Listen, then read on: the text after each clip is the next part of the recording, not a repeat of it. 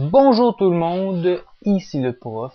Bienvenue à cette vidéo spéciale pour célébrer, à fin de compte, mes 100 abonnés. Aujourd'hui, je vais vous présenter rapidement ma collection de jeux vidéo sur les Castlevania. Et si vous appréciez, je vais vous montrer d'autres séries que j'ai aussi, parce que disons que vous ne le voyez pas, mais j'ai quand même beaucoup de jeux à côté. Bon, rapidement, je vais commencer par le premier opus, Castlevania, le premier du nom, au Nintendo. Ici, vous voyez, c'est le classique NES pour Game Boy Advance, étant donné que j'ai pas encore la version Nintendo, mais j'ai quand même Castlevania 2, Simon Quest et Castlevania 3, Dracula's Curse sur NES, Nintendo 8 bits. Très bon jeu. Par la suite, si je continue, j'ai deux jeux à la Game Boy. J'ai bien sûr Castlevania The Adventure et Castlevania 2 Belmont's Revenge. Excellent. Le deuxième est vraiment bon. Premier très dur.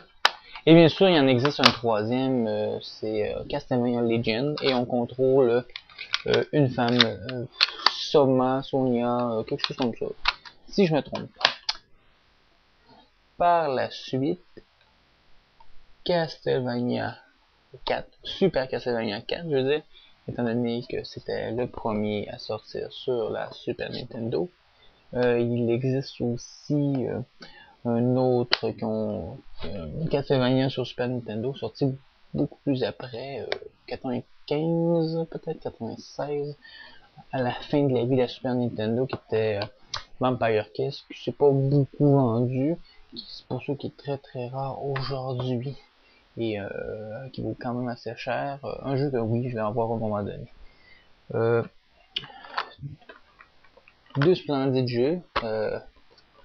On a passé bien sûr à la N64, premier jeu Castlevania en 3D, qui est un certain qui est un succès certainement mitigé un peu, parce que passer de la 2D à la 3D, ça fait en sorte que le gameplay est un petit peu plus difficile. Ça a été corrigé, en tout cas en grande partie, les défauts de celui-ci ont été modifiés, arrangés sur la version de Legacy of Darkness. Très content de les avoir en boîte avec les manuels, bien sûr. On continue avec le Game Boy Advance. Deux jeux en boîte, Circle of the Moon, très le fun, avec un bon challenge parce que c'est le plus difficile des trois à la Game Boy Advance. Ici, on a Harmony of Dissonance. Et bien sûr, j'ai l'autre qui est Aria of Sorrow. Bien sûr, je l'ai mis dans une boîte de DS, étant donné que c'est boîtier, parce que ici c'est Castlevania Dawn of Sorrow, on peut mettre des jeux de Game Boy Advance. Très pratique. Parce que dans mes deux autres Castlevania, bien sûr à la DS, parce qu'il y en a trois en tout, Portrait of Ruin, on retrouve bien sûr en double Castlevania Circle of the Moon, Castlevania Order of Ecclesias, on retrouve bien sûr à l'intérieur Harmony of Dissonance. Ces deux jeux-ci, à fin de compte, que j'ai en double, mais étant donné que je les ai vus en boîte, je n'étais pas pour passer à côté de classiques. Rapidement, tant qu'à parler de classiques, vous avez ici Symphony of the Night, le jeu de Castlevania qui ont décidé d'intégrer du RPG. On dit souvent que c'est un mélange entre Castlevania et Metroid, et en fin de compte, quand tu y penses, c'est pas vraiment faux, parce que certains passages nécessitent d'avoir acquis certaines habiletés, un peu comme Metroid. Excellent, excellent, excellent jeu. On a fait aussi par la suite un Castlevania Chronicle, beaucoup moins bon parce que c'est plus un remake du Castlevania du premier nom à la NES. Quand tu as ça, puis après ça, tu te retrouves avec ça quelques années plus tard, on peut être légèrement déçu. PlayStation 2, deux bons jeux aussi, Curse of Darkness et Lament of Innocence, deux bons jeux. On peut le retrouver aussi à la Xbox pour Curse of Darkness, mais il est plus rare. PSP. Castlevania de Dracula X Chronicles. Je vous le conseille si vous avez une PSP parce que, à part avoir le remake du Rondo of Blood, vous pouvez débloquer 2 autres jeux, qui veut dire l'original de Rondo of Blood, qui était un jeu sur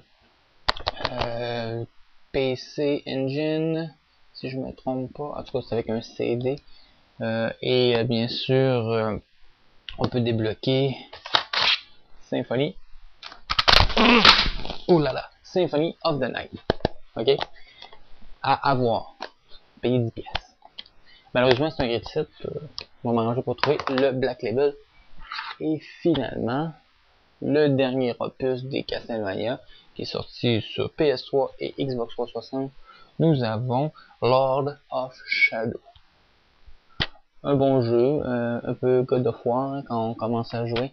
J'ai pas beaucoup joué, c'est que je pourrais pas vous dire exactement comment c'est, mais je trouvais que ça ressemblait un petit peu à du God of War. Ça fait que c'était ma vidéo spéciale. Si vous avez apprécié, tant mieux. Et ça va me faire plaisir de vous présenter d'autres séries de jeux que j'ai.